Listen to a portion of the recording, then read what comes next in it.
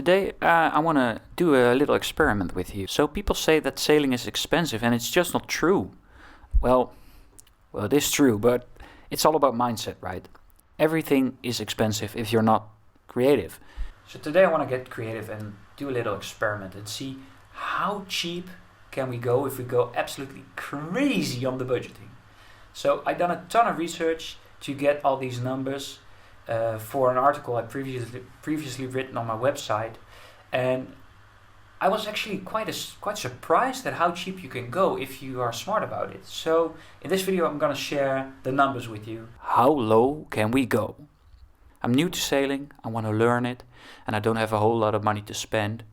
My target number is $1,000. Sailing for under $1,000. Can it be done? To give you the quick answer, yes. It can definitely be done. Under $1,000. Is it easy? No. But nothing is easy on a budget, right? So how are we going to find out? Well, let's get a bit scientific here. I'll just go on Craigslist here and find a reasonable looking sailboat on the cheap. Nothing too fancy, probably a bit of a project, but I don't really care about how it looks as long as it floats, right? I also have a list with maintenance costs, recurring costs, and so on, which we'll go over after that. So I've researched these costs for an article I wrote on the average sailboat costs of ownership a little while ago. I really recommend that article. It gives 4 examples for different price ranges, complete with pictures and tables and everything. So if you're thinking of getting into sailing and really want to get a feel for the costs involved, go to improvesailing.com/cost. And I'll put the link in the description below. Basically, there are 2 types of costs: one-time costs and the monthly costs. So let's start by checking if we can find a cheap and good sailboat on Craigslist.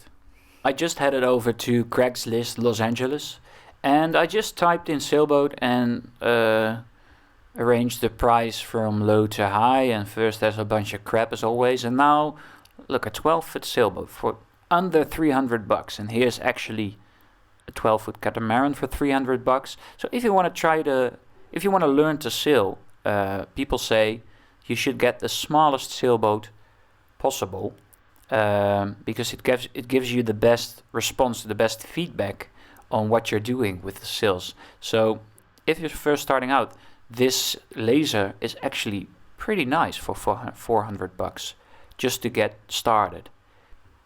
So I actually found a couple of pretty nice, decent boats. So this is way out of my price range.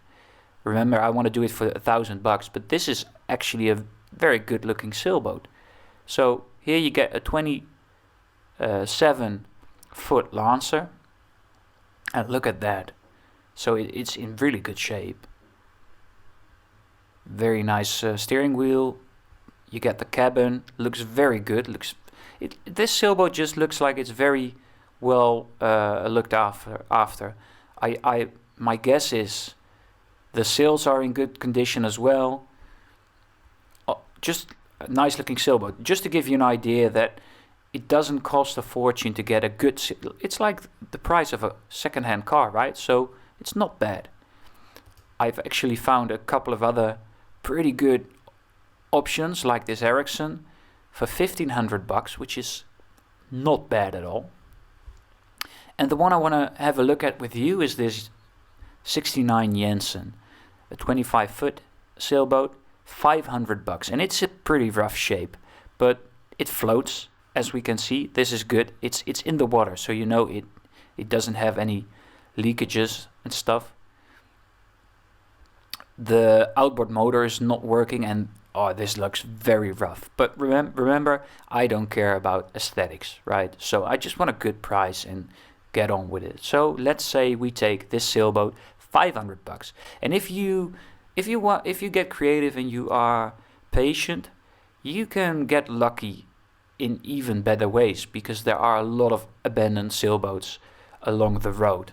But what you sometimes see is that cheap boats are missing very important parts which are very expensive to replace, and that's actually why the owner, he doesn't bother, or she doesn't bother anymore, and just sells the boat for a fraction of the cost.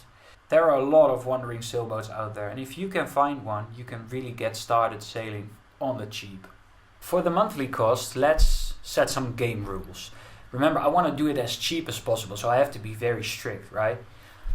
First of all, this is obvious. I do my own maintenance. It's the only way. And actually there's something very fulfilling I find with doing your own maintenance. And so if you know the engine and you are able to fine-tune it to your needs, you're able to do minor repairs on the sails, or at least clean them properly and stuff, it really gives you peace of mind, right? So there's actually something to say for doing your own maintenance, I find. It makes the sailing experience, or any experience, much richer. Alright, second, I only do the necessary maintenance. This is obvious, I guess. No expensive upgrades, no stylizing. I just work with what I have, and that's it.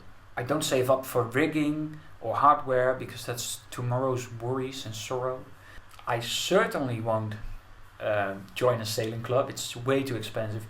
Although, if you want to learn how to sail and do some competitive sailing as well, and actually sometimes they also give you good deals on their own marina. Let's say I also happen to live in a very cheap state, registration and tax wise. I'm a lucky guy. I use an anchorage instead of the marina slip.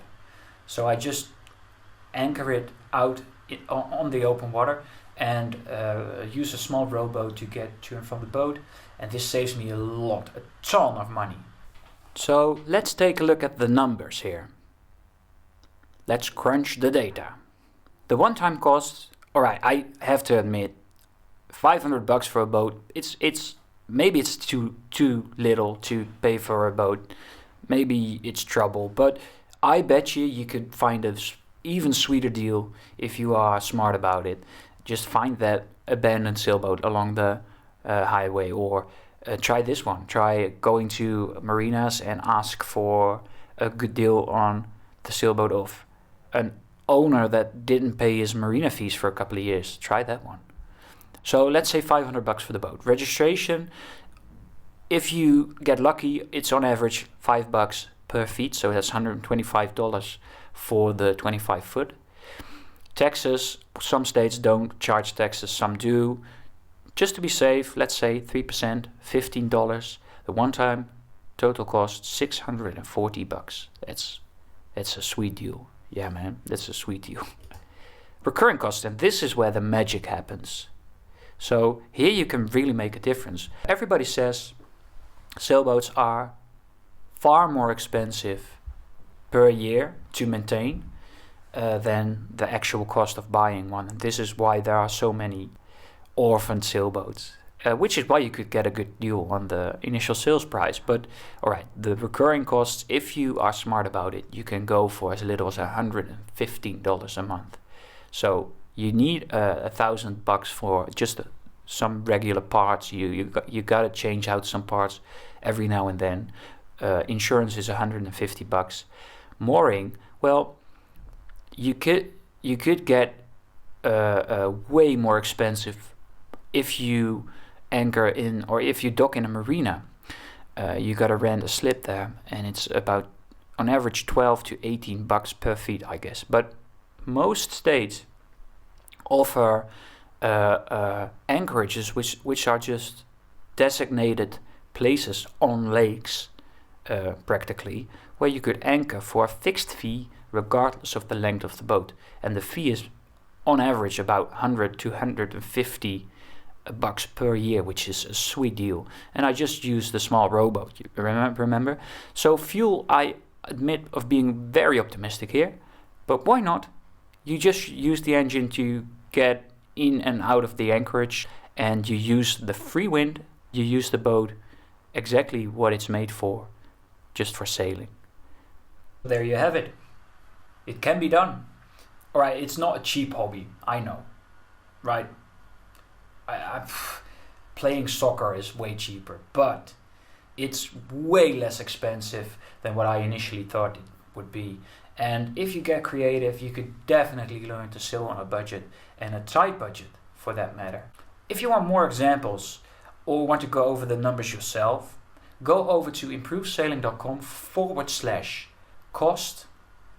And I really tried to create a helpful resource there, as I couldn't find the information myself at first.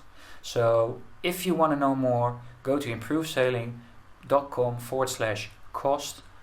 Thanks, and I wish you smooth sailing.